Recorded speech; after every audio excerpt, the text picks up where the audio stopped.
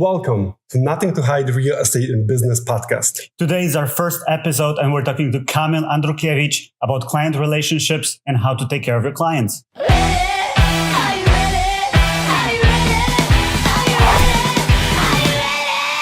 So welcome to the first episode of Nothing to Hide Real Estate and Business podcast. And today with us, we have a dear friend of ours, Kamil Andrukiewicz. Kamil is agent at Keller Williams in Connecticut. So Kamil, say hi, tell everyone what you're up to and tell us your backstory. What's up, guys? I'm Kamil Andrukiewicz. I know these guys for a very long time. Very excited. It's so cool to actually have a guest that we personally know. I mean, we've known Kamil for such a long time. We're huge fans. I mean, personally and business. Same here. Same here. I'm excited that you guys are, getting in the business. So, about me, I started real estate in 2010. As a part-time gig. I had one sale my first year, and I didn't think much of it.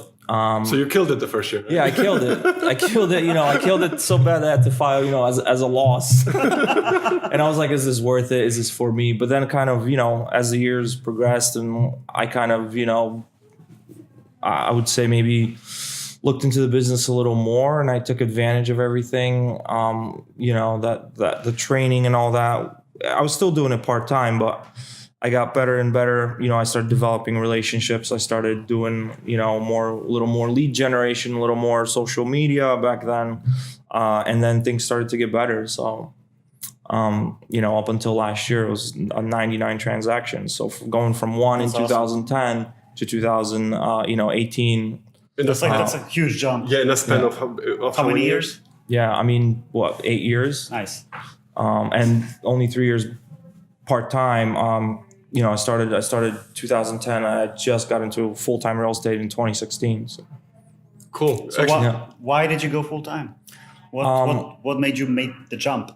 Just, the opportunity, the potential. I was at a great corporate firm in Hartford, and I thought, I made it. I'm going to retire here. Cafeteria is great. I could see myself here for a long time. They had Starbucks. And then one day, screw it. And then one day, I just started, it was too many phone calls that I was taking under the desk, going into the bathroom, we've heard the story at the Keller Williams event. It was kind of entertaining. I couldn't do that anymore. And it was, I had to be fair to the company that I was at, I couldn't give my 100% there. So I figured, let me concentrate on this and we'll see how it goes. I could always, I left on good terms. I could always come back and do what I did before, insurance. Did you have any regrets the first year? Like, I should have stayed. I shouldn't have to No, honestly, a couple, obviously when I first resigned from corporate, I was scared because I didn't have a ton of money saved up. I had a mortgage that I had a car payment. So it was scary, but you know what? Keller Williams has this thing called bold, and we have bold laws. And there's one law that says what you focus on expands. And that's what it was. My livelihood. It was either I'm going to make it or I'm not going to make it. So I gave it my all. Yeah. And that's, Absolutely. I mean, I would never see you as a corporate person sitting behind the desk for an entire day. It's just not you, Just looking at you, knowing you, on a more personal level would be like, okay, Kamil and a corporate job doesn't really match. Probably not for a very long time, because you're like a social butterfly. You need to be everywhere, and you talk to a lot of people. You know what's going on, and corporate job kind of. No, it wasn't for me. But obviously, I try to set myself up, for a great future. Oh, absolutely. So I set myself up at a great company. I got there.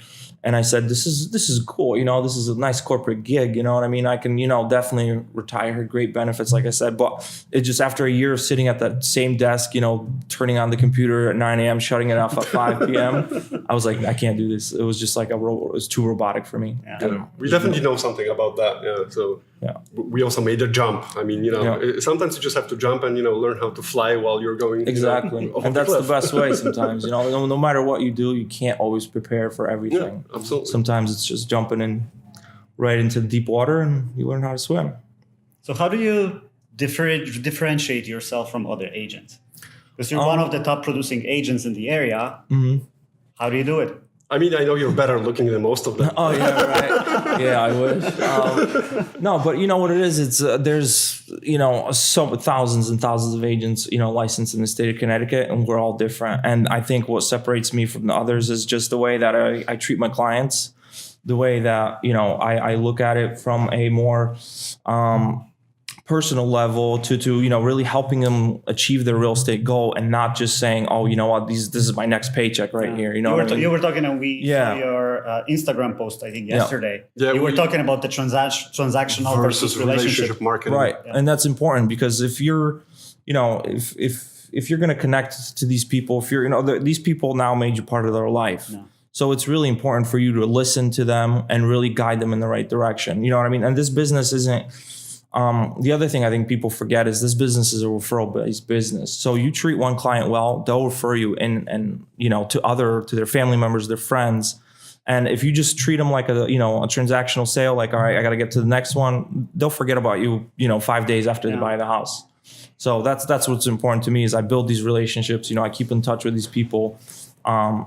Send them birthday cards, whether it's a birthday card, anniversary card, stuff like that. So just kind of keep it, more personable than transactional. And recently we see a shift, especially with younger people, where while they want you to sell them something, they don't want to be sold to. So it's just different type of treating the customer. I think it is. And with me too, it's it's no pressure. You know what I mean? I don't force them. I tell them how it is. And the other thing I think in this business, which a lot of agents unfortunately do forget, is the honesty. You know what I mean? Is you have to be honest. You have to disclose everything, even though it might not be to your benefit as an agent. You might lose the sale because you reveal so you have something. To tell them about the leaky oil tank? Yeah, like, hey, listen, there's some mold here. No, but you have to disclose everything, and that's the other thing. It's just brutal honesty with people, and you make that. You help them, but ultimately they make the decision. But you make sure that you guide them. Yeah, you have to take care of them, right? Because people who are buying a house, a lot of times they have no idea what they're doing. Right. They don't know what to pay attention to, what's important, what's not important. And you're there at the home inspection. You're there. You're kind of like you're a trustworthy expert. They trust you, and you guide them from start to finish. And even after the closing, sometimes they have questions. Hey, this happened or this or. And that's the other thing is after the closing, I don't disappear. You know what I mean? I'm still around my phone. I still answer everybody's phone no matter what. So that's the other thing is just you're always available even after the transaction closes, because you never know. These people in 5 years may want to downsize. Absolutely. Or they may want to. I honestly think that it goes pretty much, same for every business. Yeah. I mean, there are, salespeople that will try to pitch you anything just to make the dollar. Right. But some people don't take honesty well. Let's be honest. I mean, we are raised in a PC, environment that everything has to be politically correct. Oh, I cannot hurt your feelings and all that bull crap. And some people just don't know how to take no, or don't know how to take, hey, he's saying something that I really don't want to hear, Yeah.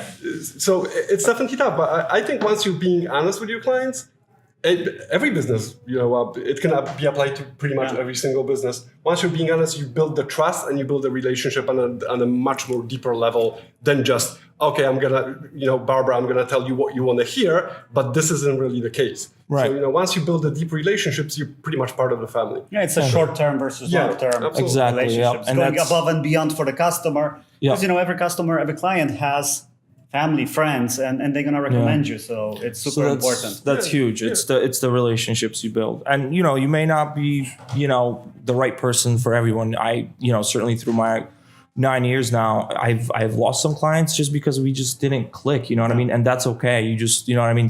You're not going to impress everybody, and not everybody will like you. And that's just how it is in sales. You know what I mean? At that point, you probably dodged the bullet because it wouldn't work out long-term anyways. Right. So you just move on. You know what I mean? You obviously part their ways, and we part our ways and just move on. That's what it is. It's just, you move on because there's nothing you can do sometimes, So with that many deals a year, how do you balance work and life? You're married now, so. Yeah. And Tanya will say, it's tough. It's tough sometimes. There are days, where we have something scheduled, but, in real estate, you're kind of like a doctor on call where, where that phone rings, you go, because, unfortunately, that's just how the business is. And especially with the younger generation, They want everything. They want everything now or yesterday, absolutely. and if you don't give it to them, they're on to they're on to the next agent. Yeah. So obviously you do set boundaries. You know what I mean. But you set those expectations with the client at the beginning. Say, hey, and everybody has a different schedule. Some people say, hey, I work from 8 to 7. After 7, I'll return your call the next day. I unfortunately, I'm too much of a spaz. So if you text me at 11 p.m., I'll probably answer you right then and there. So it's just, and that works for everybody else. Obviously, if you have you have kids, you have family, you have, a different situation, then you might, set yourself a time schedule and you let your clients know, hey, you can expect an answer from me, 8 to 7. After that, please wait for the next day unless it's an emergency. Yeah, it kind of goes back to the honesty. Like this is when you can reach me. Right. These are the hours that I'm going to be able to answer every single phone call. We can meet for coffee at midnight if you'd like to. Right. But, there are certain times that you want a time block for your family, right? For relationships. Obviously, you have a life too. And that's just something you explain to your clients from the beginning. But unfortunately, sometimes I set my own expectations in a way that, if your client texts you at 11 p.m. and I respond, then I'm already like, that I'm just letting them know, hey, that's okay, right? Yeah, I know. So, I messaged you, hey, Kamil, expecting the answer the very next day. So you want to do this podcast? 11:30. Yeah, sure, let's do it. Yada yada yada yada. So, but that also differentiates good agents with it's about communication. Exactly. You have to be responsive. Especially nowadays. I mean, email's different story. People treat emails as a business tool, so they don't expect an answer right away. I would think 12 hours or even 24 hours is fine. But once they have your phone number and they text you, if I text someone, I look at the phone. It's like, why aren't the 3 dots appearing now? Yeah, right. What's going on? Like, did they? Yeah, I know what you mean, and that's exactly what differentiates me from other agents as well as communication. You know what I mean? And even if sometimes my wife bought me the Apple Watch too, so so she can reach you. Yeah, that was a good and bad thing because sometimes I'm in church and I literally could see and then you're anxious. You know what I mean? Yeah. So it's like a good or bad thing, depending on how you look at it. But you know what I mean. Even if it's a quick text, even if I'm doing something and hey, I'll text you back, and that way you know that you know that you're answering your client and your client knows you're there. You may not be able to answer that question right there and then, but you at least got back to them and they respect that. So when you're in church and your watch gives you, a buzz. Do you have a fear sometimes that it might be God? Pay attention. Listen, it could be saying, "Hey, buddy, concentrate." I have a house for sale. What's in front of right? Altar now. But yeah, it's with the Apple Watch. It's tough because it's so silent. It buzzes a little, but no one can hear you. But you can see it, and sometimes it's it's an offer you put in and you're waiting for an answer. So immediately, it takes your mind somewhere else, even though you're supposed to be concentrating on Jesus. So I'm sure Jesus will appreciate that. Yeah, hopefully. So Kamil, how many hours per week do you think you work? How many days? I mean, I would think it's pretty much 7 days, but how many hours on an average are you putting into real estate? It's tough to say. It could vary, but I mean, definitely you're doing around 60, 70 hours a week. Sometimes, definitely 7 days a week. I try to take sometimes, Sundays off, especially during summer. But sometimes, clients are only available on Sunday or because they work, Monday through, Friday, or they work night shift. So I'm really flexible with that. And if my client has this type of schedule, then I try to, go with that. But yeah, easily, 60, 70 hours, I would say. If it's a busier season, I'm, as of right now, I'm still by myself. So I'm doing the paperwork. So I could be out there, at the office or showing homes maybe 40, 50 hours a day, but then I go home 10 at night, I'm doing paperwork, I'm submitting files for review. And so you have your day structured. So you set chunks of time for paperwork and other things. Right. Usually in the evening, because it's just the most quietest time where, I could sit down on a laptop and just upload documents. So that's awesome. Yeah.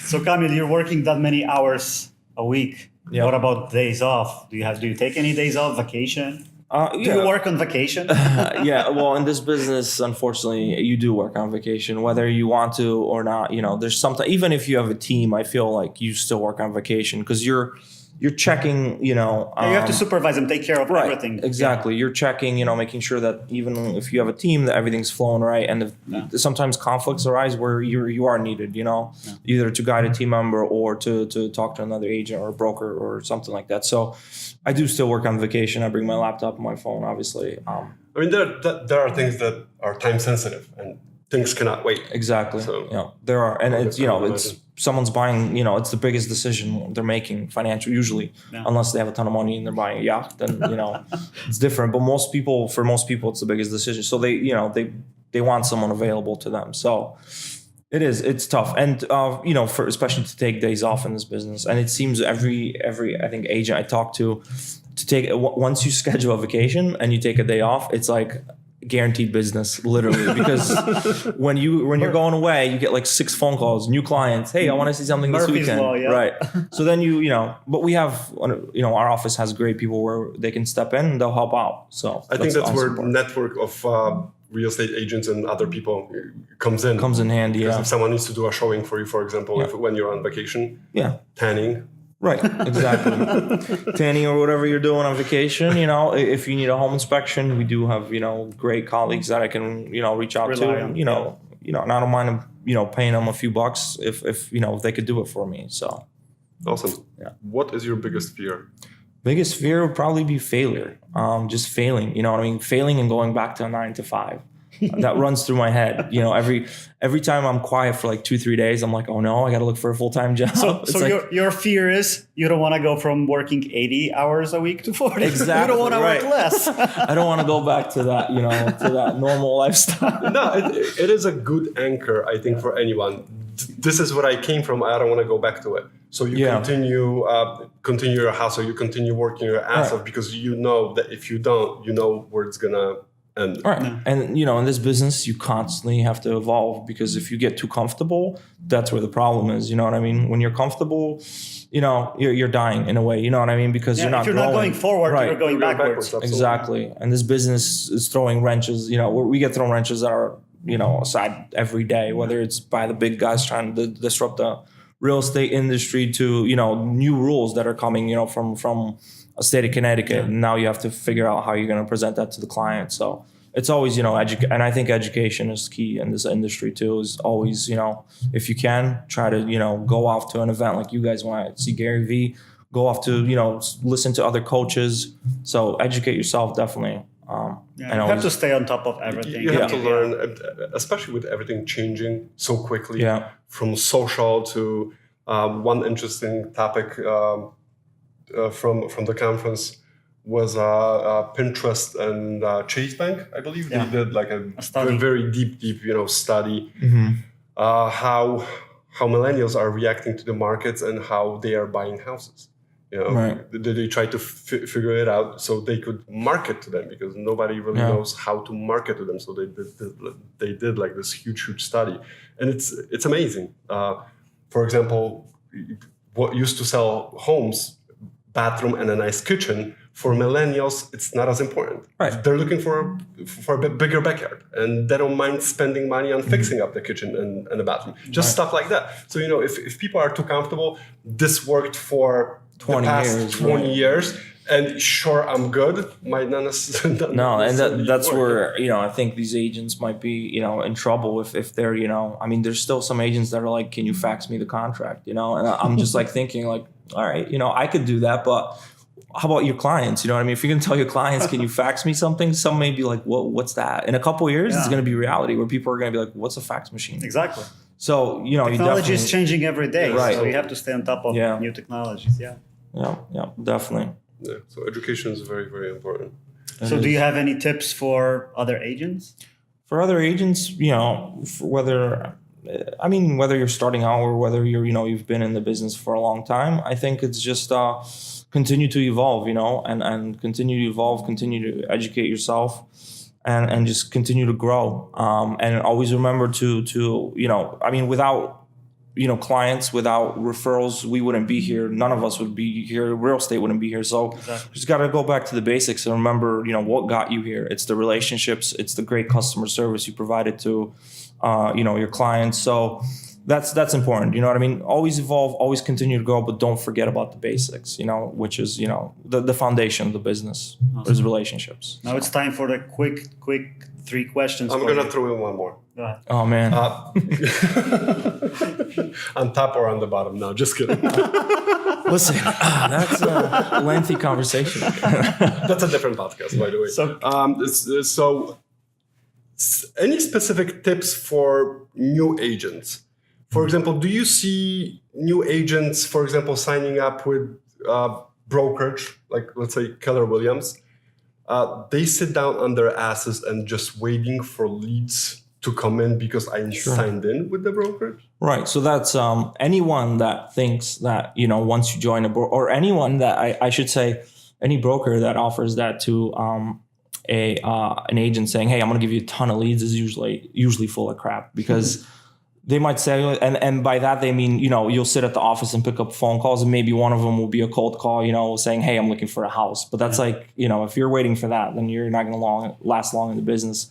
For a new agent, it's the hustle. It's the, you know, whether you go to pick up a coffee, just, you know, smile at the, you know, the barista and say, hey, if you ever need any real estate needs, here's my card. You know what I mean? So it's just hustling and letting everybody, you know, and their mother know that you're doing real estate. So if you're going into the office and expecting, you know, leads to be thrown at you, or even if you're just, you know, hey, I'm going to dump, you know, $1,000 worth of, you know, advertising into Zillow, and all these leads will come into me. If you don't know what you're doing, it's not going to work out. You know what I mean? So start from the basics, start building your relationships with people, and, you know, be creative with how you approach people. There's so many agents that it's the, you know, as Gary Vee says, it's build your brand too. You know what I mean? There's Absolutely. I think over 20,000 licensed agents in Connecticut. Yeah. So how are you going to differentiate yourself from the others? So you stand out, you know what I mean? Whether it's social media, whether it's, you know, going to your local police station and, you know, bringing lunch for the guys or stuff like that. Just think of cool, creative ways where you can get your name out there. Yeah, I read a study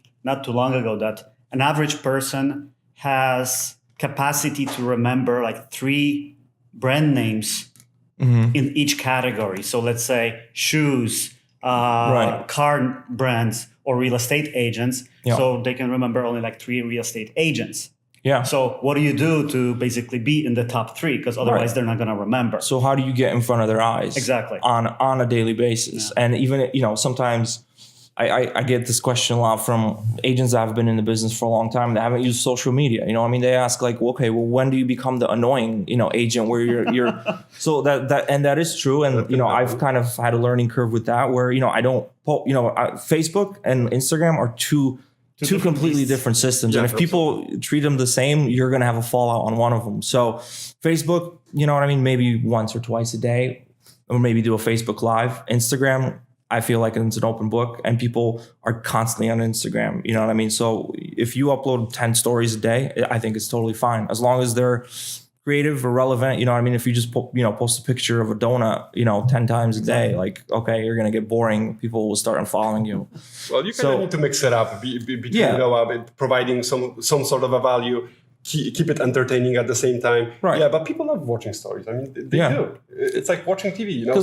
It's 15 seconds, disappears, and then, you know, you move on to the next one. But here's the thing. A lot of people complain, oh, everybody's doing these stories, but what the hell are you doing? You're watching every single person, you know? Yeah, why are they doing, oh, this is cool, I'm going to watch this. Yeah, so, you know, just because... it's probably because they're insecure about, you know, how do they create content. I think they want to, they just don't know how to start. Yeah. And a lot of agents are shy too. And I'm not a guy that, you know, will go on camera often. Like once, you know, I do sometimes have insecurities. I'm like, oh my God, my hair, or, you know, the background. But, you know, like Gary Vee says, just do it. You know what I mean? Just do it. We all look like shit on camera. So yeah, like, you know what I mean? No, you guys are great, but.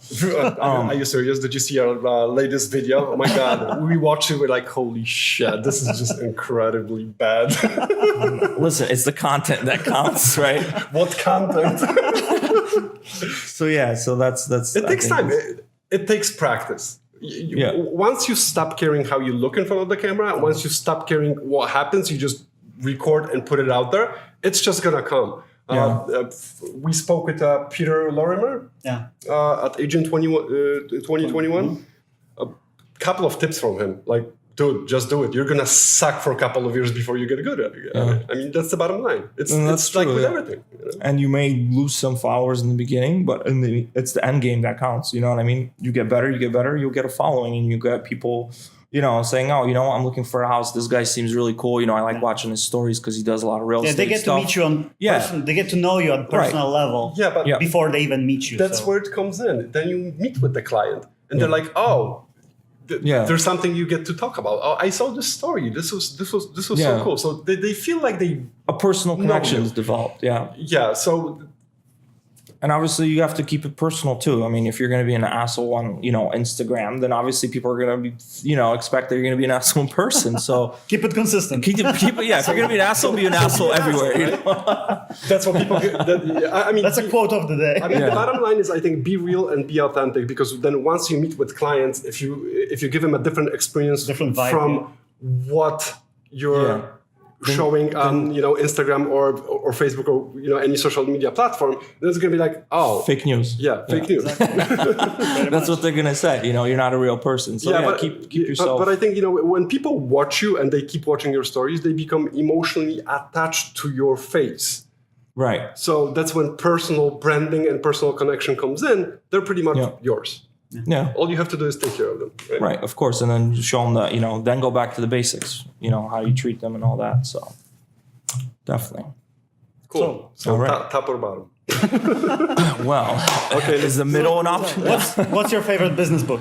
I'm not a big reader. I'll disclose that gladly because I do listen to a lot of podcasts and Audible. Yeah. So the last book that I read that I've actually managed to listen to fully was Ryan Serhant, Sell It Like Serhant. He's a guy on $1 Million Listing. It was a great book. It's a great book, and the way he presents it, and knowing him just from watching, whatever 8-10 seasons that Bravo $1 Million Listing, he really good tips, here and there. It's not more maybe like a business book where it's like laid out. You should do this, you should do that, you should do this. Invest here, invest there. It's more of a just like how to appear, as a real estate agent in a daily life. You know what I mean? So that was a really cool book. I think it goes back to the basics. I mean, it's not too complicated. You just have to work your ass off and continue doing it. Oh yeah, the hustle is the number one ingredient in our. For example, his story, he couldn't afford yogurt. I think it was. Right? Yeah, he couldn't. He got his card got declined.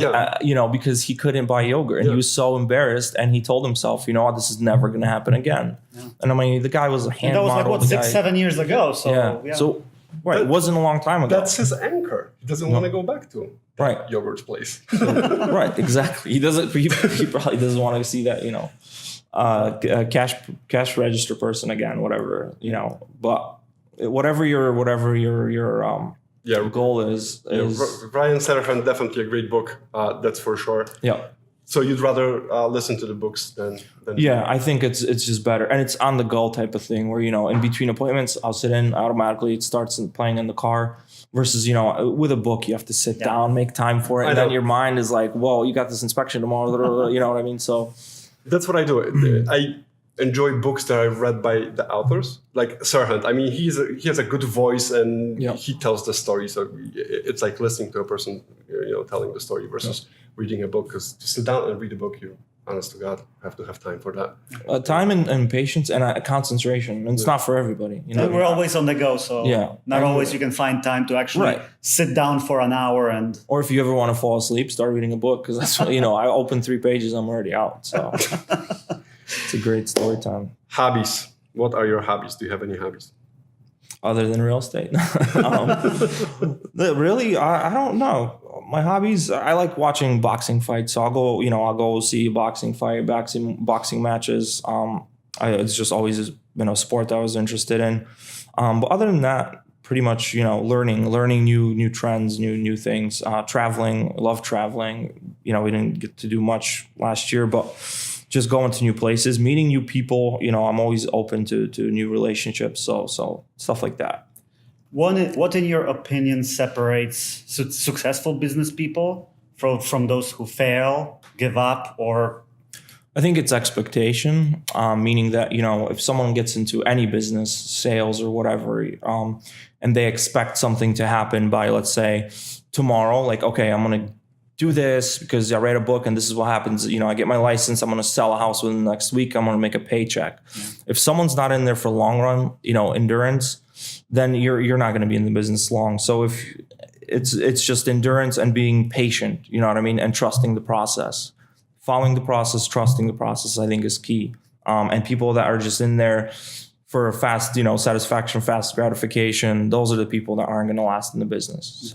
So you have to train for the marathon, not the sprint. Exactly. And this business is a marathon because it takes a while to build up trust, to build up a referral base, to build up clientele. So if you're a person that's not patient, and this business, you have to be super patient. That's another thing we can kind of diverge into. You're dealing with 7-8 different clients a day, and they all have a different personality. You have to be like that chameleon that blends into each one of them. If they like soccer, you're going to like soccer. Yeah. If they like pizza, you're going to like pizza, which I like pizza too. So. But you know what I mean? It's just you have to be able to blend in with these people and be able to, be on their wavelength. You know what I mean? You may go from a happy closing to a client that's super angry because the inspection went really bad. So now you can't go in there with like, hey, what's up? Exactly. Because they're not going to be happy to see you. So you have to now adjust your temperament, adjust your, attitude and everything, and kind of, help them out to get out of that, It's like dealing with kids. It is. I don't have kids, but, that's what I hear. That's what it seems like. I mean, dealing with clients is like, you have to be patient. You have to be patient. I mean, you have to educate them. Yeah. That's the problem. Like, this stuff goes a certain way because this and that happened. They might not necessarily know that. So you have to explain and educate them. Right. And sometimes the other thing is don't take things personally, because some clients' sense of humor might be completely different than yours. You may think that they were offending you, but that's just their sarcastic humor. So the other thing is don't take it personally when you deal with certain clients, because certain clients that's the way they operate. And I've learned that, at first I was like, how dare he say that to me? And then you just kind of like, what, this is how this person is. Exactly. So you get used to that. Give us the best example of that.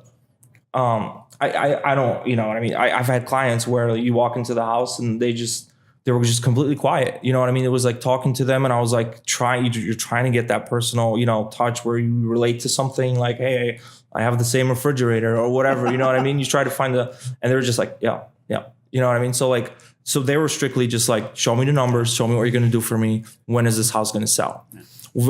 And and then you just completely blend into that. You become, all right, you want me to be a robot? I'll be a robot. You know what I mean? Different people, different personalities. Yeah, exactly. So, or try them out when it's quiet. Yeah. Let one go. Let's see what happens. Yeah. I'll do that today. I'll let you guys know how it goes. Maybe lose a client, but so that could spark a conversation. Yeah. Do you guys have any Febreze? So, Kamil, tell people how they can find you. How can they get a hold of you? I'm on Instagram, so you could watch my terrific stories. I'm just joking. What's your Instagram? Yesterday I had a mushroom sandwich, by the way. But no, it's CT Realtor, and it's CTRLT. Yeah, I don't know. I'm not even sure, to be honest with you. But just you can find me on Facebook too, by my first and last name, which is really long. Or you can email me, homesbykamil@kw.com. Awesome. Thanks for stopping by. Thank you for having me, guys. Kamil Andrukiewicz, it was a pleasure. It was the first one. It's a very special one. Well, thank you. I appreciate it. I wish you guys the best of luck. Absolutely. Thank you. All right. Thanks so much. Thank you. Thanks, man. Peace out. Peace.